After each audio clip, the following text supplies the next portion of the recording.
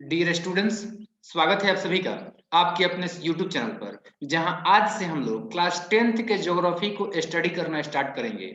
और इस वीडियो में हम लोग सबसे पहले चर्चा करने वाले हैं ज्योग्राफी का परिचय, यानी कि भूगोल का परिचय, उसके पिता कौन है। इसके बाद हम लोग क्लास 10th के ज्योग्राफी का जो पहला चैप्टर है, संसाधन एवं विकास, उसको स्टार्ट करेंगे। और पूरा का पूरा चैप्टर इसी वीडियो में ना पढ़ करके हम लोग जो है 2-3 पार्ट्स करके पढ़ेंगे, ताकि वीडियो जो है लंबा ना हो और आपको बोरिंग महसूस ना हो, नीरस महसूस ना हो। तो देखिए, इसमें हम लोग इस चैप्टर का मतलब पहला चैप्टर का जो है 4 महत्वपूर्ण टॉपिक्स कवर करेंगे। पहला टॉपिक क्या होगा? संसाधन। दूसरा टॉपिक मतलब संसाधन का परिचय, और दूसरा टॉपिक होगा संसाधन का महत्व। और इसमें हम लोग संसाधन के से संबंधित जो 3 पहलू हैं, पर्यावरण यानी कि भौतिक पर्यावरण, और दूसरा है तकनीक, और तीसरा है आपका जो है संस्था। इन तीनों का अंतर संबंध क्या है और उसमें मानव का क्या रोल है, ये हम लोग महत्व में ही डिस्कस करेंगे। और ये 3 पॉइंट्स हो गए, तो चौथा पॉइंट हम लोग पढ़ेंगे संसाधनों का वर्गीकरण विभिन्न आधारों पर। तो चलिए हम इस वीडियो लेक्चर को स्टार्ट करते हैं बिना समय अधिक गंवाए। तो चलिए हम लोग सबसे पहले बात करते हैं भूगोल का, कि भूगोल जो है कैसे बना हुआ है। मतलब भूगोल जो हिंदी शब्द है, ये किन किन शब्दों के योग से बना है। तो देखिए, ये 2 शब्दों के योग से बना हुआ है, एक है भू और दूसरा है गोल। जिसका कि अर्थ हो जाता है, भू का मतलब पृथ्वी और गोल का मतलब गोल, यानी कि पृथ्वी गोल है। और इसी का अध्ययन जो है आपका भूगोल होता है, जिसमें कि पृथ्वी के ऊपर जो भी आपके जो है संरचनाएं हैं, या फिर उसके ऊपर जो भी जीव जंतु है, या उसके उपयोग में आने वाली जो भी वस्तुएं हैं, या जनसंख्या है, इन सब का हम लोग अध्ययन करते हैं। तो चलिए बात करते हैं हम लोग भूगोल के परिभाषा का। तो इसका परिभाषा हम क्या बताएंगे? भूगोल का परिभाषा हम बता सकते हैं कि भूगोल एक ऐसा शास्त्र या सामाजिक विज्ञान का ऐसा शाखा है, जिसमें हम लोग जनसंख्या, पृथ्वी के ऊपरी स्वरूप और उसके प्राकृतिक एवं राजनीतिक विभागों का अध्ययन करते हैं। तो चलिए हम बात करते हैं अब भूगोल के पिता कौन है। तो भूगोल के पिता इरेटोस्थेनीज को माना जाता है। इसके बाद हम बात करेंगे आधुनिक भूगोल के पिता कौन है। तो आधुनिक भूगोल के पिता अलेक्जेंडर वॉन हम्बोल्ट हैं। इसके बाद हम अब स्टार्ट करेंगे अपने क्लास 10th के ज्योग्राफी का पहला चैप्टर, जो कि है संसाधन एवं विकास। तो सबसे पहले हम बात करते हैं संसाधन क्या है।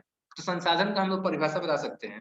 वैसे तो संसाधन की परिभाषा आपको मैंने क्लास 8 में भी बताया था, बट वहां पे काफी सिंपल बताया था। हमने आपको बताया था कि हम जिस भी चीज का उपयोग करते हैं अपनी सुविधा के लिए, वो आपका संसाधन कहलाता है।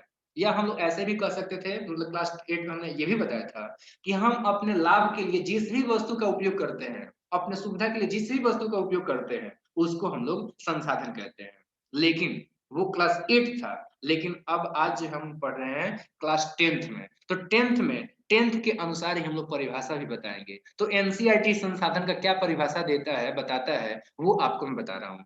संसाधन का परिभाषा एनसीईआरटी में दिया गया है कि हमारे पर्यावरण में उपलब्ध प्रत्येक वस्तु जो हमारी आवश्यकताओं को पूरा करने में लगा हुआ है, और जिसको बनाने में प्रौद्योगिकी सॉरी जिनको बनाने के लिए प्रौद्योगिकी उपलब्ध है, और जो आर्थिक रूप से संभाव्य और सांस्कृतिक रूप से मान्य है, उसी को हम लोग संसाधन कहेंगे। तो इसमें आपको जो है सिंपल वो 8वां क्लास वाला परिभाषा ना बता करके आपको अब ये वाला परिभाषा याद रखना है और समझ लेना है। कितनी बातें आपको बतानी है? तो इसके लिए जो आपको 4 बातें बतानी है।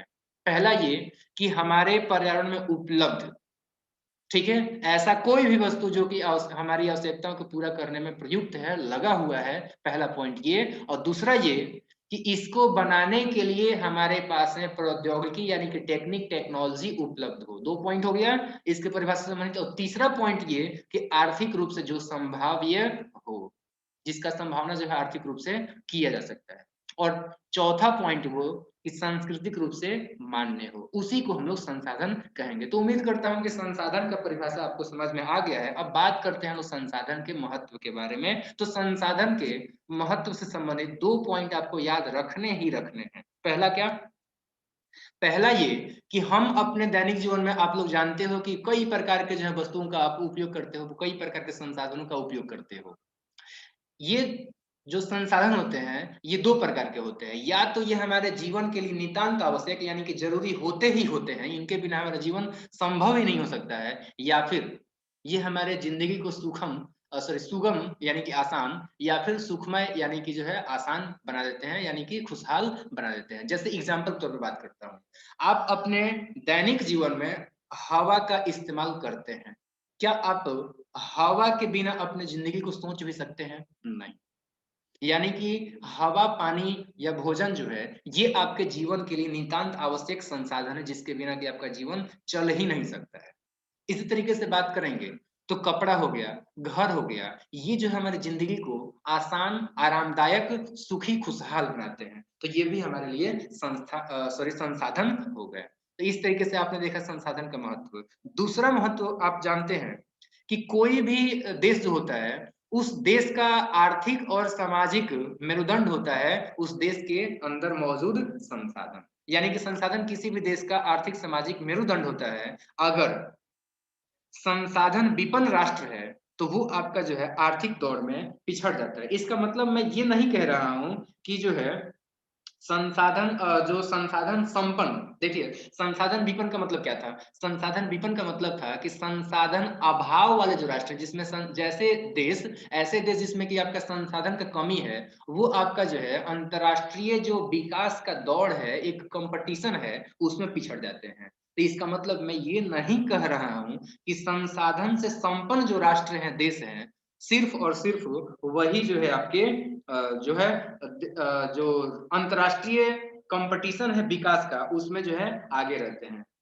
एक देश एग्जांपल से आप समझ सकते हैं। मैंने आपको बताया ना कि सिर्फ और सिर्फ संपन्न जो संसाधन संपन्न जो राष्ट्र हैं, वही सिर्फ और सिर्फ अंतरराष्ट्रीय दौड़ में आगे नहीं जाते हैं, बल्कि संसाधन जो विपन्न राष्ट्र होते हैं, अक्सर तो वो पिछड़ जाते हैं, लेकिन वो भी कभी-कभी जो है आपके दौड़ में आगे निकल जाते हैं। जैसे कि एग्जाम्पल के तौर पे जापान एक ऐसा देश है जो कि प्राकृतिक संसाधन में अत्यंत विपन्न है, गरीब है, अभावग्रस्त है, लेकिन इसके मानव संसाधन तकनीकी दृष्टि से इतने मजबूत हैं कि वो अपने देश में जो भी उपलब्ध पदार्थ है, उन सब का बहुत ही बुद्धिमानी से उपयोग करके आज विकसित देश की श्रेणी में खड़ा है। इसलिए किसी भी देश के विकास में भौतिक और जैविक संसाधन के साथ साथ मानव संसाधन की भी भूमिका बहुत ही महत्वपूर्ण होती है। अब चलिए हम बात करते हैं एक और भी महत्वपूर्ण बात, और वो ये कि प्रकृति, प्रौद्योगिकी और संस्थानों का क्या अंतर संबंध है। तो उसको जो है इस ट्रायंगल से आप समझ सकते हैं।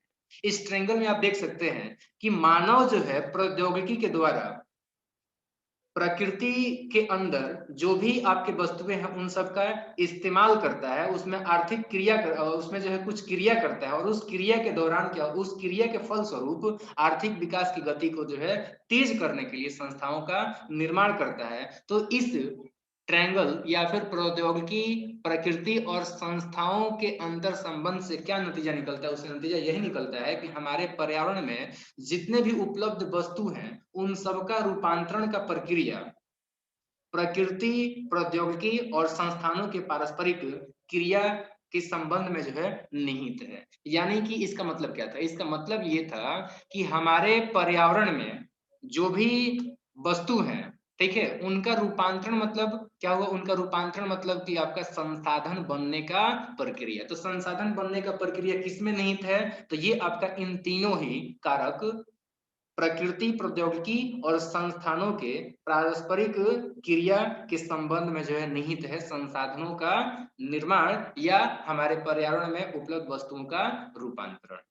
ठीक है, इस तरीके से हम ये देख रहे हैं कि भौतिक पर्यावरण यानी कि प्रकृति, प्रौद्योगिकी और संस्थाएं, इन तीनों के अंतर संबंध में मानव जो है एक बहुत ही महत्वपूर्ण रोल प्ले करता है। चलिए अब हम बात करेंगे इसके बाद जो हमारा अगला टॉपिक है, और वो टॉपिक है संसाधनों का वर्गीकरण। तो अब देखिए, जिस तरीके से कि जैसे मैं आपको बोल दूं कि आप लोग जो है अलग अलग ग्रुप बना लीजिए। आप जितने भी छात्र हैं क्लास 10th में, मैं आपको बोलता हूं कि आप जो है अलग अलग ग्रुप बना लीजिए। तो आप आप पूछिएगा ना किस आधार पर। आप जैसे कई सारे ग्रुप हो सकते हैं, तो आप कंफ्यूज हो जाएंगे। अगर मैं सिर्फ और सिर्फ बोलता हूं कि आप वर्गीकरण कीजिए तो आप कंफ्यूज हो जाएंगे। ठीक है, आपको समझ में नहीं आएगा कि कैसे हम लोग ग्रुप बनाएं। आप अपने अपने मन से अलग अलग ग्रुप बना लीजिए, कुछ भी बना लीजिएगा आप, ठीक है। लेकिन अगर मैं आपको आधार दूं तो आप लोग जो है कंफ्यूज ना होकर के आप सटीक ग्रुप बनाएंगे। जैसे मैं बोल सकता हूँ कि लड़का लड़की का ग्रुप बना लो, तो दो ग्रुप बना लीजिएगा आप। ऐसे ही मैं आपको बोलता हूँ कि क्लास 9th का जो एनुअल एग्जाम हुआ था, उस एग्जाम में जो फर्स्ट आए हैं उनका एक अलग ग्रुप बना लीजिए, तो आप बना लेंगे। ठीक है? इस तरीके से मैं बोलता हूँ कि आप लोग जो है मतलब नंबर के आधार पर 3 ग्रुप बना लीजिए, 4 ग्रुप बना लीजिए। एक जो क्लास 9th में फेल हो गए थे, दूसरे वो जो क्लास 9th में फर्स्ट आए थे और क्लास 9th में जो सेकंड आया था और थर्ड आया था। तो इस तरीके से क्लास 9th के एग्जाम में जो आपका रिजल्ट है, उसके आधार पर आपका 4 ग्रुप बन रहा है। इसी प्रकार से मैं बोल सकता हूँ कि सामाजिक अध्ययन के जो 4 शाखाएँ हैं, इतिहास, भूगोल और नागरिक, इतिहास, भूगोल, नागरिक और इसके अतिरिक्त जो है आपका सिविक्स हो गया, सॉरी इतिहास है, भूगोल है और नागरिक है, इसके अतिरिक्त आपका अर्थशास्त्र हो गया। तो इन चारों के आधार पर मैं बोल दूं कि जिनका फेवरेट सब्जेक्ट इन चारों में से एक है, वो अपना ग्रुप बना लीजिए, तो आपका जो है 4 ग्रुप बन जाएगा। इसी प्रकार से अलग कई प्रकार के जो हम लोग ग्रुप बना सकते हैं, जैसे एज ग्रुप हमने लिमिट कर दिया कि जिसका जो है उम्र अभी 15 साल है, वो एक ग्रुप रहेगा। जिसका 14 साल उम्र है, उसका जो है एक अलग ग्रुप बनेगा। जिसका 16 साल है, उसका अलग ग्रुप बनेगा। जिसका जो है 15 साल है, उसका एक अलग ग्रुप बनेगा। तो इस तरीके से आप 4-5 ग्रुप ऐसे भी बना सकते हैं। यानी कि आपने देखा कि जब भी हमें वर्गीकरण करना हो, यानी कि हमें जब भी क्लासिफाई करना हो, अलग-अलग ग्रुप बनाने हो, तो इसके लिए हमें जो है आधार की ज़रूरत पड़ती है। तो इसी प्रकार से संसाधनों के वर्गीकरण के लिए भी 4 आधार आपको दिए गए हैं, जिसके आधार पर कि हम लोग संसाधनों का वर्गीकरण कर सकते हैं। और वो आधार कौन से हैं? पहला आधार है आपका उत्पत्ति का आधार। तो उत्पत्ति के आधार पर हम लोग संसाधनों को 2 भागों में बाँटते हैं। एक है जैव और दूसरा है अजैव, जिसके बारे में अगले स्लाइड में आपको समझाऊँगा जैव क्या है, अजैव क्या है। इसके बाद से दूसरा जो आधार है, वो है समाप्यता, यानी कि समाप्त होना, नहीं होना। तो समाप्यता के आधार पर संसाधनों को जो है 2 भागों में बाँटा गया है। एक है नवीकरण योग्य संसाधन और दूसरा है अनवीकरण योग्य संसाधन। तीसरा जो आधार है वो है स्वामित्व। तो स्वामित्व के आधार पर संसाधनों को 4 वर्गों में वर्गीकृत किया गया है। एक है व्यक्तिगत संसाधन, दूसरा है सामुदायिक संसाधन, तीसरा है राष्ट्रीय संसाधन और चौथा है अंतर्राष्ट्रीय संसाधन। इसके बाद से चौथा जो हमारा आधार है संसाधन के वर्गीकरण का, वो है आपका विकास स्तर, यानी कि विकास का स्तर। तो विकास का स्तर या अवस्था के आधार पर हम लोग संसाधनों को 4 भागों में या वर्गों में वर्गीकृत करते हैं। पहला है संभावित संसाधन, दूसरा है विकसित संसाधन, तीसरा है भंडार संसाधन और चौथा है संचित कोष संसाधन। तो इस तरीके से हमने देखा 4 आधारों पर संसाधनों के जो है अलग-अलग वर्गीकरण। अब इसके बाद से अगले स्लाइड में हम लोग बात करेंगे संसाधनों के ये जो प्रकार हैं इनके बारे में। चलिए तो अब हम देखते हैं सबसे पहला जो आधार था उत्पत्ति का आधार, उस आधार पर जो है संसाधन के जो 2 टाइप थे या प्रकार थे, उनका एक-एक करके अध्ययन करते हैं। तो सबसे जो पहला हमारा जो आधार था वो जो प्रकार था वो था आपका जैव संसाधन। तो जैव संसाधन क्या होता है इसके बारे में हम लोग अध्ययन करेंगे। तो बातें करते हैं जैव संसाधन के बारे में, इसके सबसे पहले परिभाषा पर। तो इससे संबंधित आपको 3 बातें याद रखनी है। पहला इसका परिभाषा, और इसका परिभाषा हम बता सकते हैं कि जैव संसाधन ऐसे संसाधन होते हैं जिनका की प्राप्ति जीव मंडल से होता है। दूसरी बात आपको याद रखना है कि इनमें जो है जीवन व्याप्त होता है और तीसरी बात कि इसका एग्जाम्पल क्या हो सकता है। तो इसके एग्जाम्पल हम बता सकते हैं मनुष्य, वनस्पति जात, प्राणी जात, मत्स्य जीवन, पशुधन इत्यादि। इन सभी में ये आप लोग जानते हो कि ये सभी के सभी जो है जीव मंडल से प्राप्त होते हैं या किसी जीव से प्राप्त होते हैं। हम ऐसे भी परिभाषा बता सकते थे कि जैव संसाधन ऐसे संसाधन होते हैं जिनका की प्राप्ति जीवों से होता है और जिनमें जीवन व्याप्त होता है। आप देख सकते हैं एग्जाम्पल में मनुष्य एक जीव मनुष्य से ही प्राप्त होता है, वनस्पति जीव से ही प्राप्त होता है, कोई भी प्राणी है तो वो अपने प्रजाति के जो है प्राणी से ही प्राप्त होता है, मत्स्य है तो मछली से ही पाया जाता है, पशु है तो पशु से ही प्राप्त होता है। ठीक है, और इन सब में जीवन होता है। दूसरा हम अब प्रकार की बात करते हैं उत्पत्ति के आधार पर संसाधन का प्रकार अजैव संसाधन के बारे में। तो सबसे पहले हम बात करेंगे इसकी परिभाषा का, दूसरा एग्जाम्पल का। 2 बातें हमको याद रखनी है। तो इसका परिभाषा हम बता सकते हैं कि ऐसे संसाधन जो निर्जीव वस्तुओं से बने होते हैं उनको हम लोग अजैव संसाधन कहते हैं। एग्जाम्पल के तौर पे चट्टाने हैं, धातुएं हैं, ये सभी के सभी जो हैं अजैव संसाधन होते हैं। जिसमें भी आपका जीवन नहीं होगा वो सब का सब जो है आपका अजैव संसाधन हो जाएगा। जैसे एग्जाम्पल के तौर पे आप कलम, मोबाइल हो गया, ये सब क्या है, ये सब अजैव संसाधन है क्योंकि ये निर्जीवों से बने हुए हैं। अब हम इसके बाद से दूसरा आधार समाप्यता के आधार पर संसाधनों के जो दो प्रकार थे उसमें से दोनों के बारे में डीपली स्टडी करते हैं। तो पहला जो प्रकार था वो था आपका नवीकरण योग्य संसाधन। तो नवीकरण योग्य संसाधन के बारे में हमको तीन बातें याद रखनी है। पहला, ये ऐसे संसाधन होते हैं जिन्हें भौतिक, रासायनिक या यांत्रिक प्रक्रियाओं के द्वारा नवीकृत या पुनः उत्पन्न किया जा सकता है। यानी कि इसका परिभाषा हो गया, एक बार रिपीट कर देता हूं, इसका परिभाषा हम क्या बताएंगे। हम बताएंगे कि नवीकरण योग्य संसाधन ऐसे संसाधन होते हैं जिन्हें भौतिक, रासायनिक या यांत्रिक प्रक्रिया के द्वारा फिर से हम लोग उत्पन्न कर सकते हैं या नवीकृत कर सकते हैं।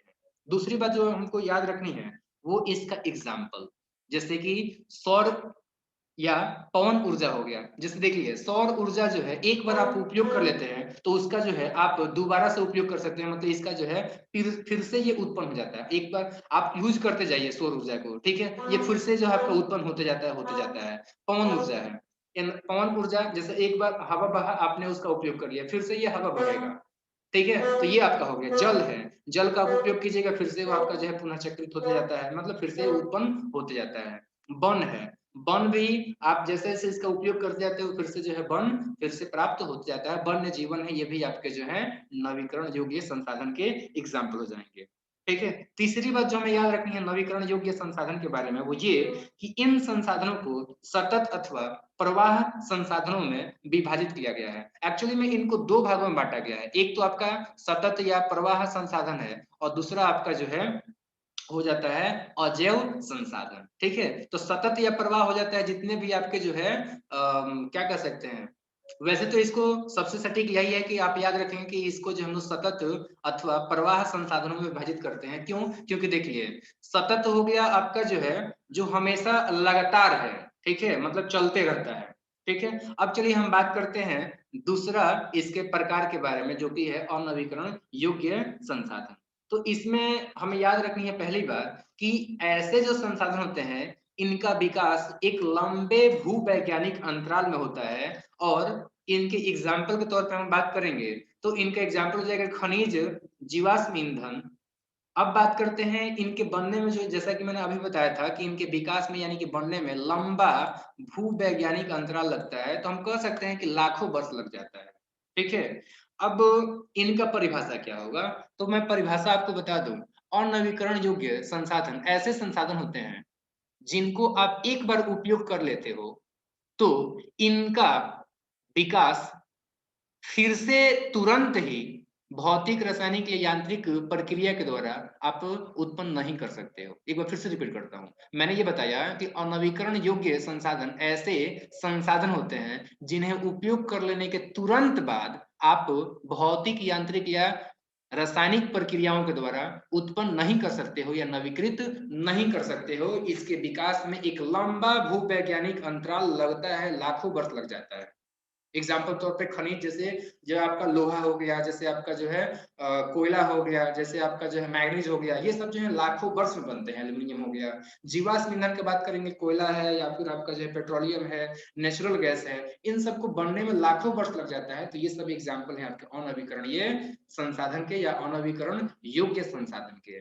चौथी बात आपको याद रखनी है कि इनमें से कुछ संसाधन ऐसे होती हैं जो कि आपके पुनः चक्रीय होती हैं। एक बार उपयोग कर लिए तो इसको जो है पुनः चक्रित करके फिर से उपयोग कर सकते हैं, जबकि दूसरे होते हैं जो कि आपके अचक्रीय होते हैं। जैसे एग्जाम्पल तौर पे आपने लोहा का उपयोग किया, ठीक है, अब ये लोहा आपके लिए जो है अनुपयोगी है, मतलब आप बेकार हो गए। जैसे मान लीजिए कि आपने जो है लोहा का इस्तेमाल किया अपने साइकिल में, ठीक है, और वो आपका साइकिल में से टूट गया। जैसे साइकिल का स्टेन ही है, ठीक है, यहाँ पर जो साइकिल है तो साइकिल का स्टेन है, अब ये स्टेन जो है आपका टूट गया तो ये तो आपका उपयोग का नहीं रह गया। लेकिन इस लोहे को हम चाहेंगे तो गला करके आप फिर से इसका उपयोग कर सकते हैं। तो अनवीकरणीय जो संसाधन होते हैं ये दो प्रकार के हो जाते हैं। एक हो जाता है चक्रीय, यानी कि जिसको फिर से चक्रित किया जा सकता है, फिर से जो है उसका रिसाइकल करके फिर से उपयोग में लाया जा सकता है। जबकि कुछ संसाधन, कुछ अनवीकरणीय संसाधन ऐसे होते हैं जैसे कि जीवाश्म ईंधन है, जिनको कि एक बार उपयोग कर लो तो वो आपका हमेशा के लिए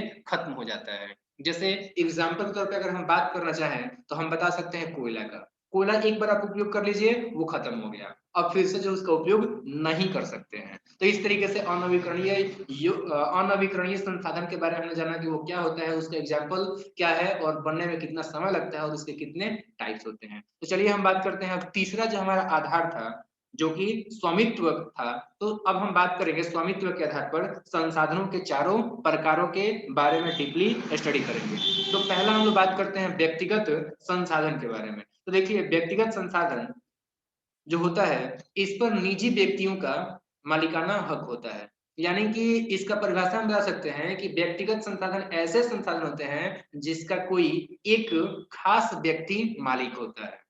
जैसे एग्जाम्पल के तौर पे आपका कपड़ा जो आप पहने हुए हो, इसका मालिक कौन है? आप खुद हो। तो ये इसलिए आपका कपड़ा जो है वो आपका व्यक्तिगत संसाधन हो गया। जिस मोबाइल से आप पढ़ रहे हो, वीडियो देख रहे हो, वो मोबाइल चूंकि आपका है इसलिए, या फिर कह सकते हैं कि उस मोबाइल के मालिक आप हैं इसलिए वो मोबाइल आपका जो है व्यक्तिगत संसाधन हो गया। जिस कलम कॉपी पर आप लिख रहे हो, कलम कॉपी से लिख रहे हो, वो कलम कॉपी का मालिक आप हो इसलिए वो कलम कॉपी आपका व्यक्तिगत संसाधन हो गया। तो एग्जाम्पल तौर पे कलम कॉपी मोबाइल हो गया, या फिर बगीचा है, जैसे मान लीजिए आपका कोई बगीचा है, ठीक है, आप पशुओं को अपने जमीन पर चराते हो तो वो आपका चरागाह हो गया। आपका कोई अपना तालाब है तो वो हो गया, या फिर आपका कोई कुआं है तो उसमें का जो पानी है उसके मालिक आप हो इसलिए वो आपका व्यक्तिगत संसाधन हो गया। अब हम बात करेंगे स्वामित्व के आधार पर जो दूसरा संसाधन के प्रकार है सामुदायिक संसाधन, इसके बारे में। तो इसके बारे में आपको दो बातें याद रखनी है। पहला तो ये कि सामुदायिक संसाधन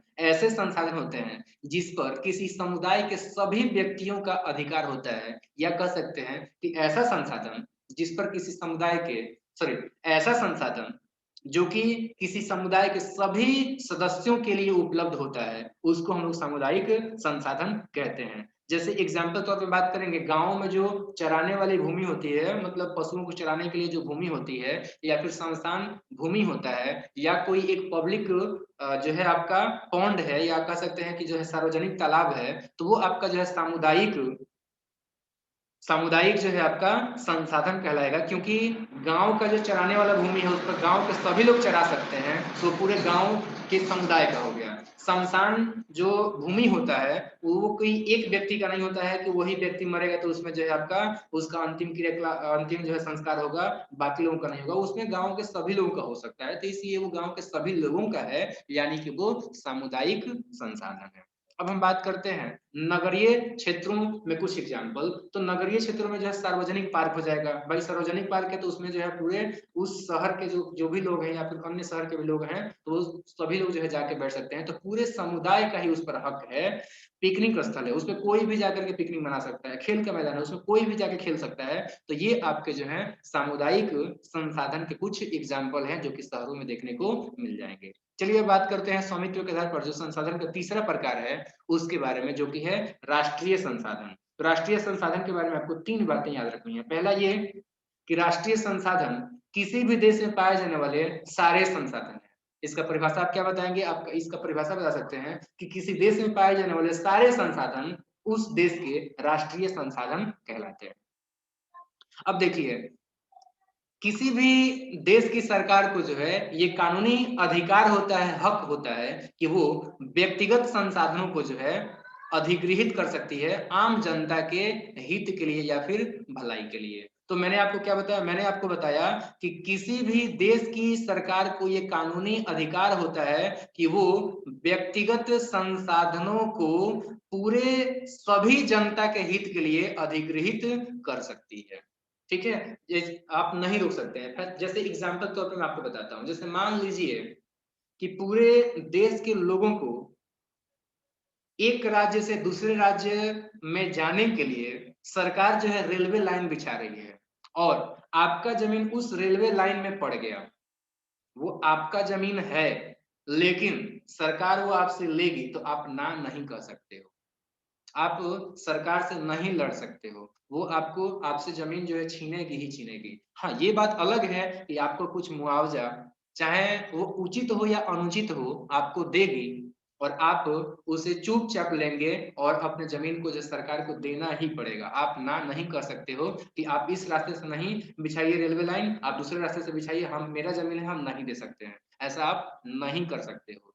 क्योंकि रियल में बोले तो आपके देश में जितना भी जमीन है वो तो आपके देश का है, आपका नहीं है। ये बात अलग है कि आपके डेवलपमेंट के लिए, आपके जीवन यापन के लिए जो है देश ने आपको वो जमीन दिया हुआ है, आपके नाम पर देश ने उस जमीन को अलॉट कर दिया है कि आपका जमीन है, लेकिन रियल में आपका है नहीं। तो इसलिए मैंने आपको बताया कि किसी देश के अंदर में पाए जाने वाले सभी संसाधन जो है राष्ट्रीय संसाधन कहलाते हैं, और देश की जो सरकार है वो व्यक्तिगत संसाधनों को जब चाहे तब आम जनता के हित में आपसे छीन सकती है, बदले में कुछ दे सकती है, कुछ रकम दे सकती है। चलिए तीसरी बात हमको क्या याद रखनी है, और वो ये याद रखनी है कि किसी देश के अंदर में जितने भी खनिज हैं या जल संसाधन है, वन है या वन्य जीवन है, या उस देश के राजनीतिक सीमा के अंदर में जितना भी जमीन है, या उस देश के तटीय सीमा से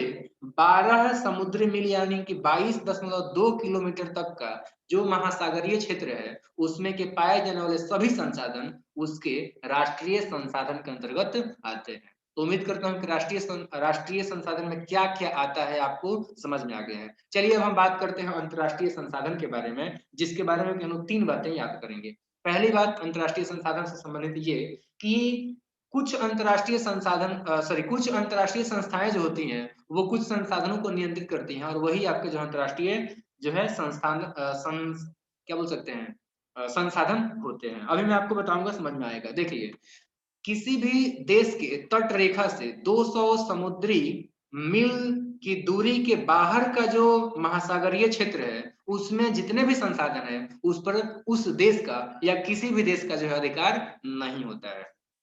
ठीक है, यानी कि जितने भी दुनिया के देश है ना, 206 या जितने भी हैं, उन सभी देशों के तट रेखा से, समुद्री तट रेखा से अगर 200 नॉटिकल मील का जो दूरी है उस दूरी से अगर बाहर महासागरीय क्षेत्र में जाते हैं तो उस महासागरीय क्षेत्र में किसी का अधिकार नहीं होगा। तो उस महासागरीय क्षेत्र में जो भी संसाधन है उस पर कुछ अंतरराष्ट्रीय संस्थाओं का जो है नियंत्रण होता है, कंट्रोल होता है। उस संसाधन को हम लोग अंतरराष्ट्रीय संसाधन कहते हैं। जैसे एग्जाम्पल तौर पर समझिए, ये हो गया आपका जो है भारत, ठीक है, भारत का निचला हिस्सा, इससे आपका 200 नॉटिकल मील, ये हो गया आपका जो है 200 नॉटिकल मील, ठीक है। तो इस 200 नॉटिकल मील के बाहर का ये जो इतना भी जगह है, ये सब जितना भी आपका जगह है, ये इस पर जो है भारत का अधिकार नहीं है। अब चूंकि ये दूसरे किसी भी देश के 200 किसी भी दूसरे देश के तटीय सीमा से 200 नॉटिकल मील के अंदर का दूरी नहीं है, इसलिए ये किसी भी देश का इस पर अधिकार नहीं है। जब इस क्षेत्र में किसी भी देश का अधिकार नहीं है तो इस पर जो है कुछ अंतरराष्ट्रीय संस्थाएं नियंत्रित या नियंत्रण रखती है। ऐसे ही क्षेत्र के अंदर पाए जाने वाले संसाधनों को हम लोग अंतरराष्ट्रीय संसाधन कहते हैं। ये आपको उम्मीद करता हूं कि समझ में आ गया है। और एक बात और याद रखना कि ये जो भारत से मैंने भारत के तटीय रेखा से 200 नॉटिकल मील के अंदर का जो जगह बताया था, ये जगह जो है अपवर्जक आर्थिक क्षेत्र के नाम से जाना जाता है। यानी कि किसी देश के मतलब दुनिया के जितने भी देश हैं उन सभी देशों के अपवर्जक आर्थिक क्षेत्र से बाहर जितने भी संसाधन होते हैं उस पर किसी भी देश का अधिकार नहीं होता है। उस पर कुछ अंतरराष्ट्रीय संस्थाओं का अधिकार होता है, या कह सकते हैं कि नियंत्रण होता है। उन्हीं सभी संसाधनों को हम लोग अंतरराष्ट्रीय संसाधन कहते हैं। और तीसरी बात क्या याद रखनी है, तीसरी बात याद रखनी है कि इन सभी संसाधन यानी कि इन सभी अंतरराष्ट्रीय संसाधनों का उपयोग अंतरराष्ट्रीय संस्थाओं के सहमति के बिना कोई भी देश नहीं कर सकता है। जैसे एग्जाम्पल तौर पे मैंने भारत का बताया था, तो देखिए भारत का जो दक्षिणी हिस्सा है, इस दक्षिणी हिस्से से 200 नॉटिकल मील तक के बीच का जो भी 200 नॉटिकल मील के अंदर का जो भी महासागरीय क्षेत्र है, इसमें जितना भी मछली या फिर जो है आपका संसाधन है, या कह सकते हैं कि आपका जो खनिज है, उन सब का उपयोग बिना किसी दबाव के भारत जो है कर सकता है। लेकिन इसके बाहर का इसको उपयोग करना हो रिसर्च के लिए या फिर किसी भी दूसरे काम के लिए, तो फिर ये जो है आपका अंतरराष्ट्रीय संस्थाओं से सहमति लेगा, बिना सहमति का उपयोग नहीं कर सकता है। ठीक है, तो ये आपको याद रखनी है। एक महत्वपूर्ण बात आपको याद रखनी है कि भारत को अपवर्जक आर्थिक क्षेत्र से दूर यानी कि बाहर 200 समुद्री मील की दूरी से बाहर हिंद महासागर की तलहटी में से मैग्नीज ग्रंथियों को खोद करके निकालने का अधिकार, ये एक स्पेशल अधिकार है जो कि भारत को प्राप्त है। तो उम्मीद करता हूँ कि स्वामित्व के आधार पर चारों प्रकार के जो संसाधन होते हैं उनके बारे में आपको डीपली स्टडी जो है आपने कर लिया और आपको समझ में आ गया। चलिए हम बात करते हैं चौथा। तो चौथा जो हमारा जो कह सकते हैं कि आधार था, वो था विकास स्तर, यानी कि विकास का स्तर। तो विकास के स्तर पर संसाधन के जो 4 प्रकार थे उसमें पहला था आपका संभावित संसाधन, और संभावित संसाधन के बारे में आपको 2 बातें याद रखनी है। पहला ये कि इनका परिभाषा क्या बता सकते हैं, इनका परिभाषा बता सकते हैं कि संभावी संसाधन वे संसाधन हैं जो किसी देश में विद्यमान तो है, मौजूद तो है, लेकिन इनका उपयोग नहीं किया गया है। जैसे एग्जाम्पल तौर पे बात करेंगे तो भारत के जो पश्चिमी भाग है, खास करके जो राजस्थान और गुजरात है, वहां पर पवन ऊर्जा और सौर ऊर्जा का बहुत ही अपार संभावना है, लेकिन इनका सही से विकास अभी तक नहीं हुआ है। तो ये दोनों जो है आपके पवन ऊर्जा और सौर ऊर्जा राजस्थान और गुजरात के लिए संभावित संसाधन कहलाएंगे। अब हम बात करते हैं दूसरा प्रकार जो कि है विकसित संसाधन। तो विकसित संसाधन किसको बोलेंगे? हम लोग विकसित संसाधन का परिभाषा बता सकते हैं कि वे संसाधन जिसका कि सर्वे हो चुका है, यानी कि सर्वेक्षण हो चुका है, और उनका उपयोग का जो गुणवत्ता है और मात्रा है, ये जो है आपका निर्धारित किया जा सकता है, किया जा चुका है, ये कहलाएंगे आपके विकसित संसाधन। यानी कि एक बार फिर से रिपीट करता हूँ कि विकसित संसाधन उन संसाधनों को कहते हैं जिनका कि सर्वेक्षण के उपरांत उनका मात्रा और गुणवत्ता दोनों ही निर्धारित किया जा चुका है। जैसे एक ये बातें आपको याद रखनी है। जैसे एग्जाम्पल तौर पर अगर बात करेंगे तो कोयला जो है आपका विकसित संसाधन हो गया। क्यों? क्योंकि कोयला जो है इसका उपयोग इसका जो है सर्वे हो चुका है, इसका हमको मात्रा पता है, इसका हमको क्वालिटी पता है कि भारत में किस प्रकार के जो 4 प्रकार के कोयला होते हैं उनमें से जो है किस प्रकार का कोयला जो है भारत में मुख्य रूप से पाया जाता है और कितना मात्रा में है। तो ये आपके जो है विकसित संसाधन के कैटेगरी में आएंगे, यानी कि जो है ग्रुप में आएंगे। तीसरा जो हमारा प्रकार है विकास के स्तर पे संसाधन का प्रकार, वो है भंडार संसाधन। और भंडार संसाधन के बारे में आपको 2 बातें याद रखनी है। पहला ये कि पर्यावरण में उपलब्ध वे सभी पदार्थ जो कि मानव की आवश्यकताओं की पूर्ति कर सकते हैं, लेकिन उचित टेक्नोलॉजी के अभाव में, यानी कि उपयुक्त प्रौद्योगिकी के अभाव में उसकी पहुंच से बाहर है, ये भंडार में शामिल होते हैं या भंडार संसाधन कहलाते हैं। यानी सिंपल सी बात ये है कि पर्यावरण में उपलब्ध भी है ये संसाधन,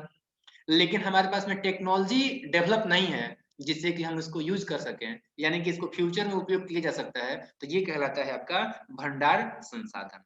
ठीक है। जैसे एग्जाम्पल तौर पे बात करेंगे तो जल जो है मतलब वाटर जो होता है, ये 2 गैसों हाइड्रोजन और ऑक्सीजन का यौगिक है, यानी कि उनसे मिलकर बना हुआ है।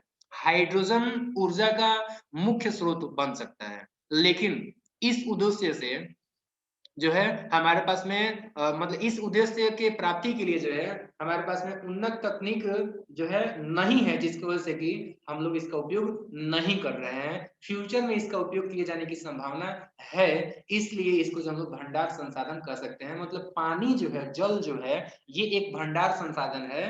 ठीक है, जिसमें कि जो हाइड्रोजन और ऑक्सीजन है, ये जो आपके एटम है, इनके थ्रू हम लोग जो है ऊर्जा प्राप्त कर सकते हैं, लेकिन हमारे पास में टेक्नोलॉजी डेवलप नहीं है, इसलिए इसका उपयोग नहीं किया जा रहा है। इसको जो हम लोग फ्यूचर में उपयोग करेंगे। चलिए अब बात करते हैं अंतिम जो प्रकार है विकास स्तर के आधार पर संसाधन का, संचित कुछ संसाधन, इसके बारे में। तो इसके बारे में हमको जो है 4 बातें याद रखनी है। पहली बात कि ये भंडार संसाधन का ही जो है हिस्सा है, जिन्हें कि उपलब्ध तकनीकी ज्ञान की सहायता से प्रयोग में लाया जा सकता है, लेकिन इनका उपयोग जो है अभी आरंभ नहीं हुआ है। मतलब क्या हुआ, देखो भंडार में क्या था कि उसका जो है उपयोग नहीं हो रहा है, फ्यूचर में हो सकता है। इसमें भी क्या है, इसका भी जो है अभी उपयोग नहीं किया जा रहा है, फ्यूचर में इसका उपयोग होगा। लेकिन खास बात यह है इसका जो है तकनीकी ज्ञान हो चुका है, इसका कैसे हम लोग उपयोग कर सकते हैं। दूसरी बात याद रखनी है कि इनका उपयोग जो है भविष्य में जैसे जैसे आवश्यकता होगी उसके अनुसार हम लोग जो है करेंगे। और तीसरी बात कि नदियों का जो जल है, एग्जाम्पल तौर पर हम बता सकते हैं कि नदियों का जो जल है उससे हम लोग बिजली पैदा कर सकते हैं, लेकिन वर्तमान समय में इसका बहुत ही कम उपयोग हो रहा है। तो इसलिए आपका हो जाएगा संचित कोष संसाधन। चौथी बात कि बांधों में जो जल या फिर मतलब कि वन है, ये सब जो है आपके संचित कोष हैं, चूंकि इनका जो फ्यूचर में उपयोग किया जा सकता है। तो ये आपको जो है 4 बातें याद रखनी थी संचित कोष संसाधन के बारे में। पहला क्या याद रखना था, ये जो है ये जो है भंडार संसाधन के ही हिस्सा है, जिनका कि तकनीकी ज्ञान की सहायता से उपयोग में लाया जा सकता है। मतलब हमारे पास में टेक्नोलॉजी डेवलप भी है, लेकिन इसका जो है सही से अभी तक उपयोग नहीं किया जा रहा है। उतना जितना भी हम कर सकते हैं उतना हम नहीं कर पा रहे हैं, ठीक है। इनका उपयोग जो हम लोग फ्यूचर में करेंगे। और एग्जाम्पल तौर पे आप लोग जो है नदियों का पानी जो है बांध के द्वारा जो पानी को रोक करके पानी नीचे गिरा करके टरबाइन से हम लोग बिजली बनाते हैं, ये हो जाएगा, या फिर बंद हो जाएगा। इसका हम लोग फ्यूचर में उपयोग कर सकते हैं। अब एक बार जो हम लोग समराइज करेंगे संसाधनों के प्रकार के बारे में, ठीक है। तो हम लोग संसाधनों के प्रकार जो है उनको हम लोग एक दूसरे तरीके से हम लोग अब रिवाइज करते हैं, उसके बाद से वीडियो को करेंगे हम लोग अंत। तो देखिए, संसाधन को जो हम लोग दो भागों में बांट सकते हैं, एक है प्राकृतिक और दूसरा है आपका जो है, जबकि दूसरा है मानवीय।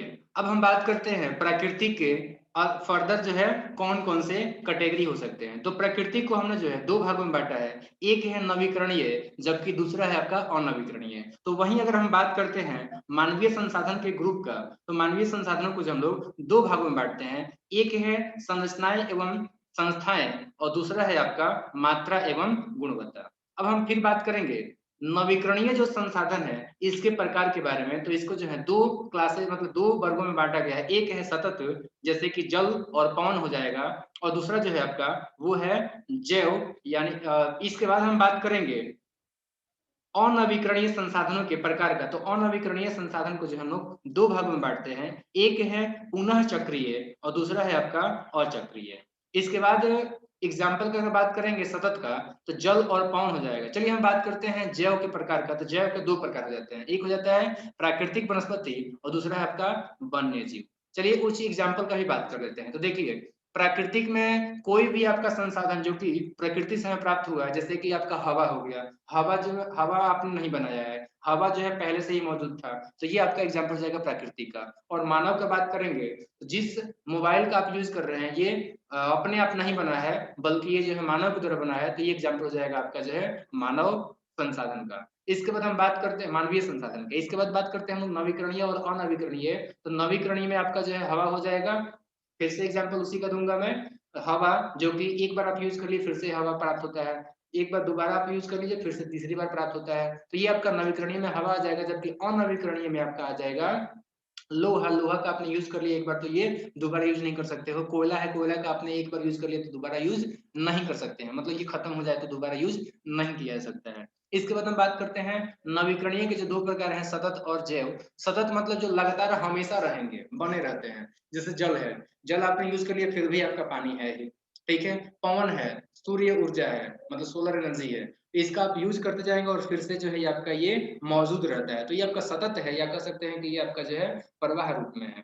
जबकि जैव का बात करेंगे तो मानव, जैसे एग्जाम्पल तौर पे आपका जो है मानव हो जाएगा। मानव का एक बार आपने यूज कर लिया फिर से जैसे मान लीजिए कि आपने एक टीचर का यूज कर लिया, ठीक है। अब ये टीचर जो है आपके यूज का नहीं है, तो एक आपको दूसरा टीचर मिलेगा कि नहीं मिलेगा, ये मिल सकता है। तो इसलिए जो है आपका मानव भी क्या है, ये आपका एक नवीकरणीय संसाधन है। इसके बाद हम बात करते हैं अब जैव संसाधन के दो प्रकार का। तो एक है प्राकृतिक वनस्पति और दूसरा है आपका वन्य जीव। प्राकृतिक वनस्पति जैसे कि वन है, वन का उपयोग कर लीजिएगा फिर से ये प्राप्त होगा, तो नवीकरणीय संसाधन हो जाएगा। और वन्य जीव जैसे जो भी एनिमल्स हैं, ठीक है, तो उनका आप उपयोग करोगे और फिर से जो रिप्रोडक्शन की प्रक्रिया के द्वारा फिर से वो प्राप्त हो जाएंगे, ठीक है। चलिए बात करते हैं अनवीकरणीय संसाधनों के जो दो प्रकार हैं। वो एक है पुनः चक्रीय, जैसे अभी मैंने एग्जांपल दिया था ना, वो लोहे का जो स्टेन था साइकिल का, वो टूट गया तो आपके यूज करना ही है, लेकिन इसको गला कर फिर से हम लोग उपयोग कर सकते हैं, तो ये आपका हो जाता है पुनः चक्रीय। और अचक्रीय में क्या हो जाएगा, इसमें आ जाएंगे आपके जो है कोयला, जिसका कि एक बार उपयोग कर लेते हो तो ये खत्म हो जाता है। अब बात करते हैं मानवीय संसाधन। तो ये आपके जो है दो प्रकार के हो जाते हैं, एक हो जाता है आपका संरचना और संरचना या एवं संस्था, और दूसरा हो जाता है आपका मात्रा एवं गुणवत्ता। तो जैसे मान लीजिए एग्जाम्पल के तौर पे मानवीय संसाधन के दो प्रकार, एक संरचना एवं संस्था। तो जो भी मानव द्वारा संस्था बनाया गया है या संरचना, जैसे मान लो कि जिस घर के अंदर में आप में हो, ये एक आपका जो संरचना हो गया, बिल्डिंग हो गया, ठीक है। तो ये संरचना या संस्था जो है आपको आप इसका उपयोग कर रहे हो ताकि आप गर्मी से, ठंडी से या फिर जो है आप वर्षा से बच सको, तो ये भी आपका जो है संसाधन है, ठीक है, जिसका कि निर्माण मानव ने किया था, तो इसलिए आपका जो मानवीय संसाधन हो जाएगा। वही बात करते हैं, दूसरा जो प्रकार है मानव के मानवीय संसाधन का प्रकार, वो है आपका मात्रा एवं गुणवत्ता। जितना अधिक मात्रा, सॉरी, जैसे मान लीजिए कि मानव का जनसंख्या खुद भी जो है आपका एक जो है संसाधन के रूप में काम करता है, जब ये लोगों के जो है हित में काम करता है, या कह सकते हैं कि हित में जो है उपयोग में आता है। जैसे मान लीजिए कि आप बहुत सारे लोगों को मजदूर के रूप में जो है काम करा रहे हो, तो उनका जो एक बहुत ही विशाल नंबर है, वो आपका एक संसाधन के रूप में काम हो रहा है। तो ये आपका जो है दूसरा एग्जाम्पल हो सकता है मात्रा एवं गुणवत्ता। तो इस तरीके से जो है इस वीडियो में हमने बात किया है संसाधन के बारे में। अब अगले वीडियो में जो है हम लोग इसके बाद हम बातें करेंगे संसाधन के अन्य प्रकारों के बारे में, ठीक है। और बाकी जो है संसाधनों के बचाव के लिए हमने क्या क्या किया है, क्योंकि कई प्रकार के संसाधन ऐसे हैं जो खत्म हो सकते हैं, तो संसाधनों का कैसे उपयोग किया जाए, इन सब से संबंधित बातों को हम लोग जो है अगले वीडियो लेक्चर में बात करेंगे। इस वीडियो लेक्चर को अंत तक देखने के लिए आपका बहुत बहुत धन्यवाद। Thank you very much again and again.